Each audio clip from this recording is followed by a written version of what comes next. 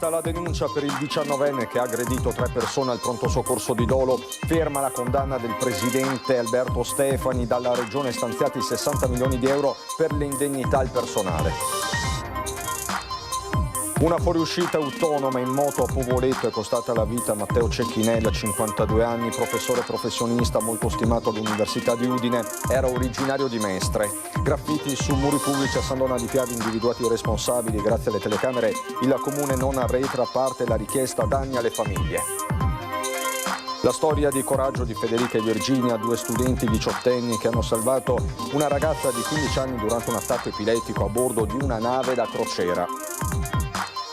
25 aprile a Mestre, dal piazzale della stazione a Piazza Ferretto, la manifestazione per la liberazione contro le guerre di oltre 90 associazioni del territorio.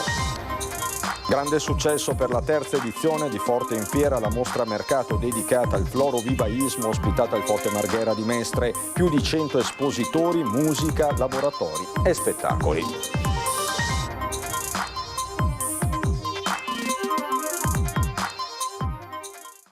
Bentrovati, buonasera telespettatrici, telespettatori di Antenna 3. Tanti dunque i fatti di questa edizione veneziana dei nostri telegiornali. Prima però il sondaggio di Ring, la trasmissione del vice direttore Ferdinando Avarino che torna puntuale alle 21 questa sera sulla nostra emittente. Il sondaggio immancabile con il caso dei migranti in primo piano, i migranti che stanno dormendo a ridosso del municipio di Treviso dopo lo sgombero di qualche giorno fa dal Park dal Negro.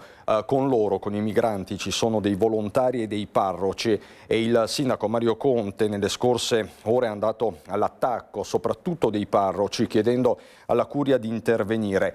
Si prospetta tra l'altro una nuova notte all'addiaccio, il clima è quindi incandescente in città, non solo in città. A Treviso per questo vi chiediamo, migranti dormono fuori dal municipio, vanno aiutati se sì, il numero in verde, se no ovviamente quello in rosso, la chiamata come sempre gratuita, l'esito questa sera a Ring con Ferdinando Avarino. Dicevamo i fatti dalla provincia di Venezia, è scattata la denuncia nei confronti del 19enne che ha aggredito 3 persone al pronto soccorso di Dolo, mentre resta ricoverata la guardia giurata che ha riportato diversi traumi. È partita una denuncia rispetto al gesto di questo ragazzo insomma, che è andato in escandescenza. È avvilente che siamo qui oggi a parlarne. Ovviamente l'anno scorso abbiamo avuto un'aggressione più o meno al giorno alla nostra azienda tra verbali e fisiche, quindi è un gesto purtroppo non raro. Resta ricoverata la guardia giurata che ha riportato un trauma cranico e un trauma al ginocchio dopo l'aggressione subita al pronto soccorso di Dolo da un 19enne di Fiesso d'Artico noto alle forze dell'ordine, che si trovava lì per un trauma cranico con frattura nasale dopo una rissa in un locale. La prima a essere colpita a sputi in faccia quella notte è stata però l'infermiera del triage che lo stava medicando. Stessa sorte per un autista del SUEM 118 intervenuto in soccorso della collega. È avvilente, lavoriamo perché il nostro personale ovviamente si prenda cura di tutti e poi questi a volte sono i risultati.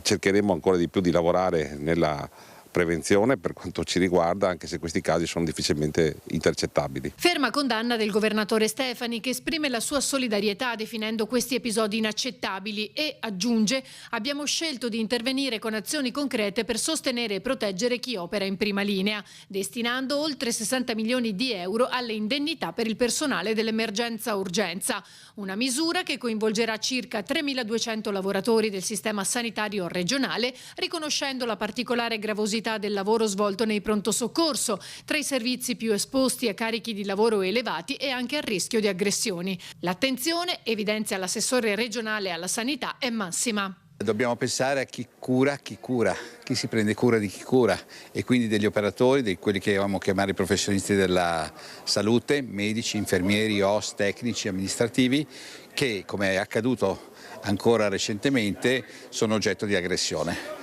E quindi dobbiamo riuscire a rendere il cittadino consapevole che siamo tutti parti dello stesso sistema, e questo sistema, che è il sistema delle 3C, casa, cura, comunità, ha come mission in Universum Salus la salute per tutti.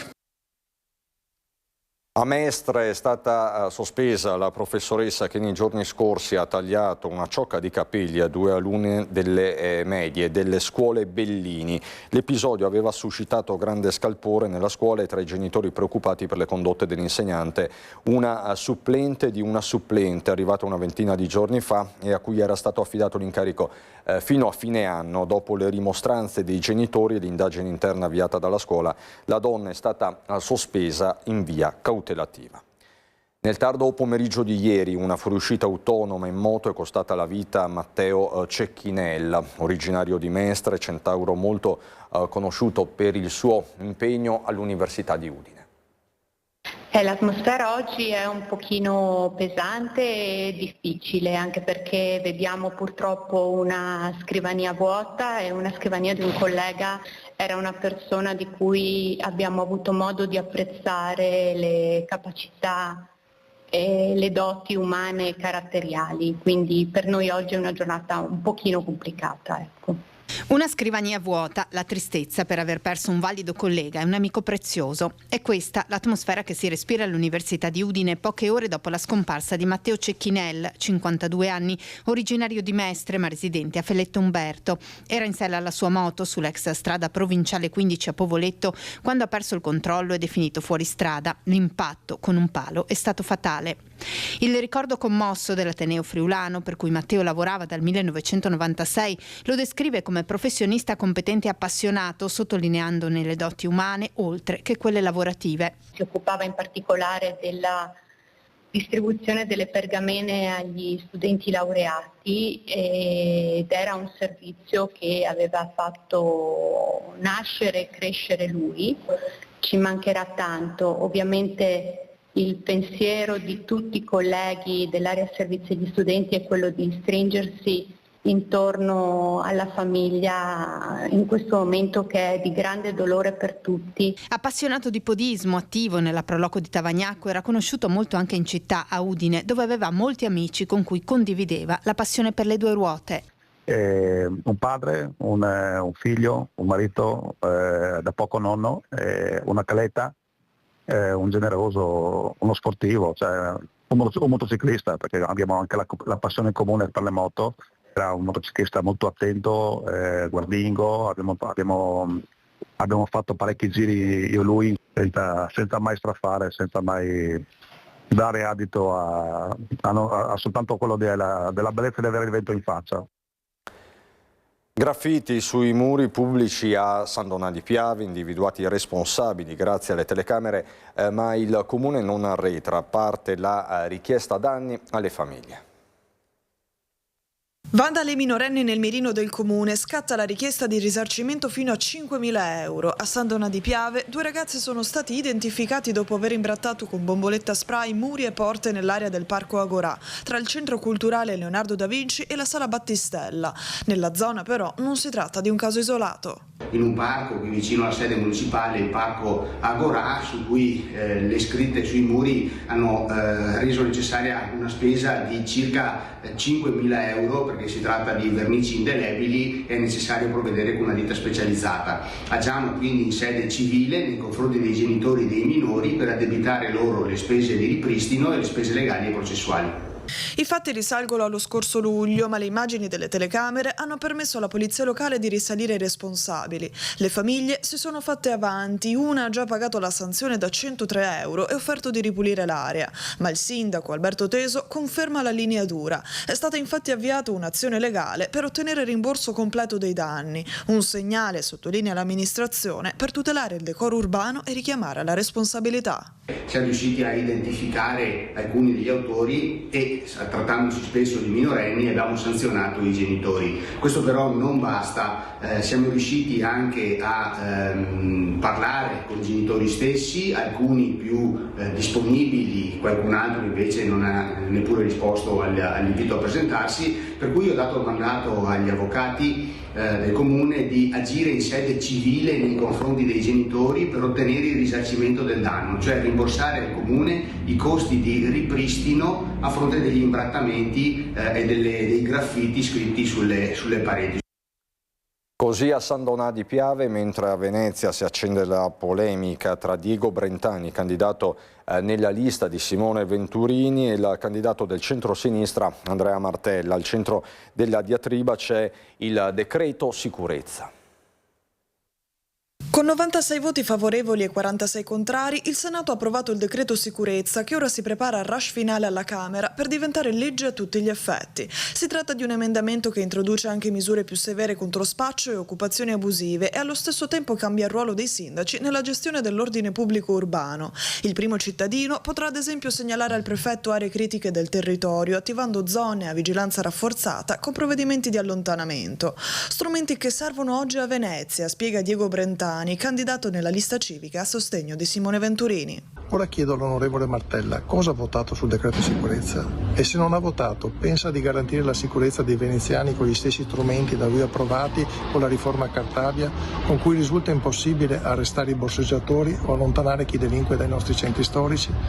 Per noi la sicurezza è una cosa seria e ci stiamo impegnando ad assicurarla con ogni strumento legale in nostro possesso e il decreto sicurezza appena approvato dal governo va in questa direzione. Non è tardata ad arrivare la risposta di Andrea Martella, senatore del PD e candidato sindaco del centro-sinistra. Dopo 11 anni di amministrazione Brugnaro, Venturini e soci farebbero meglio a tacere sulla sicurezza e farebbero meglio a smettere di fare propaganda. Il loro è stato un fallimento, basta parlarne con i cittadini di Mestre, di Marghera e anche di Venezia. Avevano il potere di prendere delle decisioni, non l'hanno fatto. Oggi è davvero comico che se la vogliano prendere con altri. Venturini poi ha proprio fallito 2 volte, sia sul terreno del controllo del presidio del territorio, sia sul terreno delle politiche sociali che nel corso di questi anni sono state smantellate e che quindi hanno aumentato il livello di degrado e di insicurezza.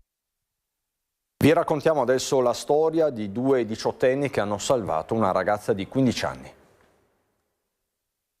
Un'esperienza formativa di 8 giorni nel Mediterraneo a bordo di una nave da crociera per studenti di varie scuole provenienti da tutta Italia ha rischiato di concludersi nel peggiore dei modi, se non fosse stato per il coraggio e la prontezza di riflessi di Federico di Burano e Virginia di San Donà di Piave, compagni di classe e di banco al 5º anno all'Istituto Alberghiero Cornaro di Jesolo. Una ragazza epilettica si è sentita male, praticamente ci è svenuta davanti. E noi siamo subito andati in soccorso della ragazza, essendo che i compagni e le persone accanto a lei non sapevano come gestire la situazione, e allora noi, sapendo anche come gestirla, siamo intervenuti, l'abbiamo messa in posizione di sicurezza e praticamente le abbiamo salvato la vita. Nessun dubbio, nessun tentennamento, ma un grande coraggio e soprattutto la volontà di salvare la vita di quella ragazza di 15 anni. Penso che sia stata una cosa normale, assolutamente, perché è una situazione molto pesante anche da viverla, però si è riusciti a gestirla al meglio. D'istinto sono subito andata ad aiutare la ragazza, perché quando vedo la gente stare male sono sempre pronta ad aiutare. Per fortuna sapevo anche gestire la cosa grazie ai miei genitori che appunto lavorano in ospedale. Ero sicura di quello che stavo facendo, ok? Perché appunto la posizione era quella, stavo attenta appunto alla lingua, perché gli epilettici appunto il rischio è che si soffocano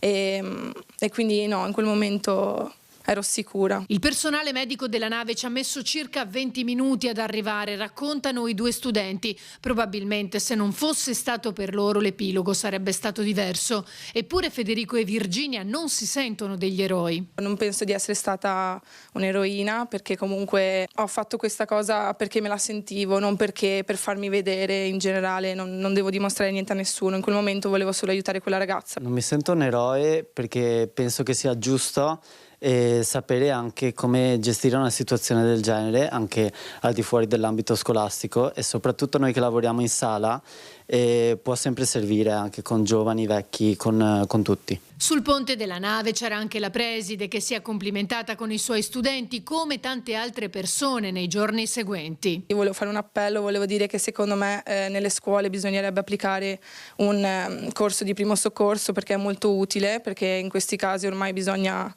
saper agire, perché non si sa mai in che situazioni possono accadere, non si sa. Quindi secondo me bisognerebbe attuare questa cosa in tutte le scuole. Voltiamo decisamente pagina. Spinea che nel weekend si è animata grazie all'iniziativa Viviamo gli Argini, che ha visto una grande partecipazione di cittadini, tutti desiderosi di vivere gli spazi verdi in modo diverso. L'evento ha rappresentato un'occasione per riscoprire il territorio da una prospettiva più sostenibile, promuovendo la mobilità lenta e il contatto diretto con l'ambiente. Attività realizzata con FIAB, Comitato CIDAT Spinea, Legambiente, Mi Prendo Cura, presente il vice sindaco Emanuele Di Tadi, che ha portato il saluto dell'amministrazione comunale insieme agli assessori Barbiero, Martignon e De Pieri, così dunque a Spinea. Mestre, ritorniamo a Mestre che si prepara alle celebrazioni del 25 aprile dal piazzale della stazione a Piazza Ferretto, la manifestazione per la liberazione contro le guerre di oltre 90 associazioni del territorio. 25 aprile a Mestre, per il secondo anno di seguito una grande manifestazione che appunto sarà questo sabato, partirà alle 10 dalla stazione di Mestre e arriverà in Piazza Ferretto, una manifestazione che tiene dentro tantissime realtà diverse contro la guerra e contro il fascismo. Più di 90 sottoscrizioni di associazioni il secondo anno consecutivo in cui si riuniscono per dare vita alla manifestazione pacifica in occasione del 25 aprile. Liberiamoci dalla guerra, il tema portante che guiderà il corteo, un 25 aprile di mobilitazione ma anche di speranza alla conquista, si legge nel volantino, di un mondo libero dalla guerra e per i diritti. Associazioni, comitati, cittadini, anche non associati, partiti hanno aderito e stiamo in crescendo contro la guerra per il semplice motivo che non si può avere futuro se c'è la guerra. L'anno scorso riprendiamoci il futuro. La guerra è la negazione dei diritti elementari di vita e di sicurezza nei luoghi dove c'è la guerra, ma è la negazione anche del diritto di istruzione e alla salute. Ci sarà anche l'adesione dell'associazione Iran Democratico, che proprio sono dei soggetti che stanno subendo, vivendo in prima persona, al tempo stesso anche combattendo contro un regime teocratico e antidemocratico. In questa piazza ci sarà sicuramente un protagonismo giovanile che sarà enorme ed è importantissimo,